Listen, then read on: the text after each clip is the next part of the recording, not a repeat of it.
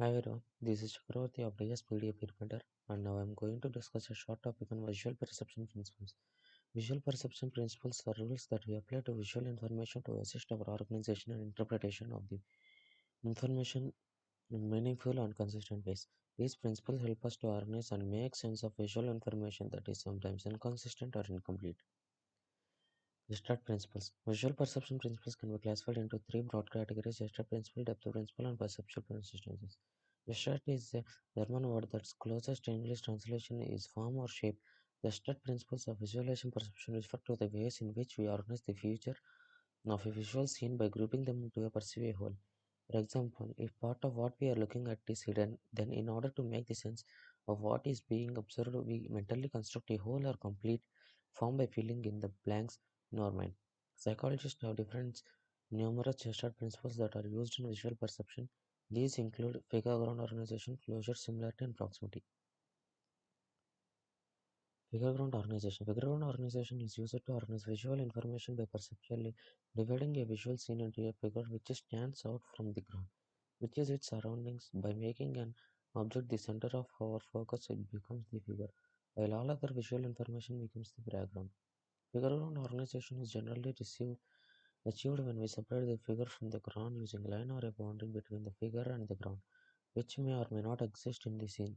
This line of separation between the figure and ground is known as contour. The contour is always perceived as belonging to the figure. An example of figure ground organization is when your teacher is perceived as figure against the background of the classroom. Gesture principles of closure.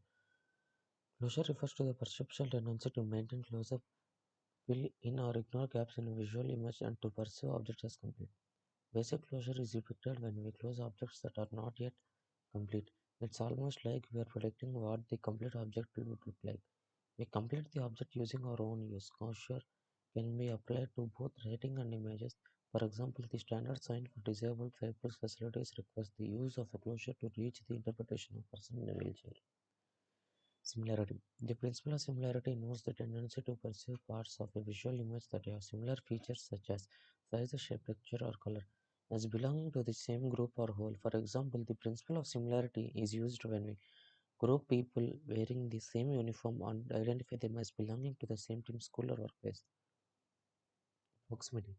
The principle of proximity is the tendency to perceive parts of a visual image which are close together as belonging together in a group. That is, we group the separate bits into a whole based on how close they are to each other. The principle of proximity states that bring which are closer together will be seen as belonging together. This is demonstrated in the picture below. For example, the four squares on the left may be seen as one group, while four squares on the right may be seen as another group. Depth principle.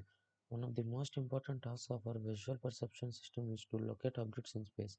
Without this ability, we would find it difficult to navigate with our world. Depth perception is the ability to accurately estimate the distance of objects and therefore perceive the world in three dimensions. Depth cues provide the information that enable us to translate the two-dimensional images on the retina into three-dimensional reality. Depth cues are sources of information from the environment or from within our body that help us to perceive how far away objects and therefore to perceive depth. Depth cues can be categorized into two groups: binocular and monocular. Binocular depth cues. Binocular depth cues require the use of both eyes working together in order to provide information to the brain about depth and distance. They are especially important in the determining the distance of objects that are relatively close. Monocular depth cues. Monocular depth cues require the use of only one eye to provide information to the brain about the depth and distances, but they also operate with both eyes. Most depth cues are monocular, so we can still perform many of our daily activities without difficulty if we lose vision in one eye. Monocular depth cues include accommodation of vectorial cues such as linear perspective, interposition, texture, gradient, relative size, and height in the visual field. Accommodation. Accommodation involves the automatic adjustment of the shape of the lens to focus an object in response to changes in how far away the object is. The lens in each eye plays a key role in enabling images of closure large objects to fit into onto each retina. The flexibility of the lens enables it to bulge to fit close objects on the retina and to elongate when looking at objects further away. The closer the object, the more lens need to bulge to fit the object's images on the retina. Pictorial cues. Many monocular depth cues are referred to as pictorial cues. Pictorial cues are also named as because artists use them to create depth and distance on two-dimensional surfaces, such as paper and canvas. Pictorial cues include linear perspective, interposition, texture gradient, relative size, and height in the visual field. Linear perspective. Linear perspective is an apparent convergence of parallel lines as they recede into the distance when you stand in the middle of the road and look into the horizon. If you look as though the two parallel edges of the road have come together at a single point, this illustrates the depth of view of linear perspective. Interposition. Interposition or overlap as it also called occurs when one object partially blocks or covers another and the partially blocked object is perceived further away than the object that obscures it. Texture gradient. Texture gradient refers to the gradual reduction in the detail that occurs in a surface as it recedes into the distance compared with a surface that is close and perceived in fine detail. Thus, our judgment about depth and distance is influenced by the extent to which we can detect fine detail. We perceive objects for which fine detail is clear as being close and those that lack detail as being further away. Relative size. Relative size refers to the tendency to visually perceive the object that produces the largest image on the retina as being small closer, and the object that produces the smallest image on the retina as being further away. Height in the visual field.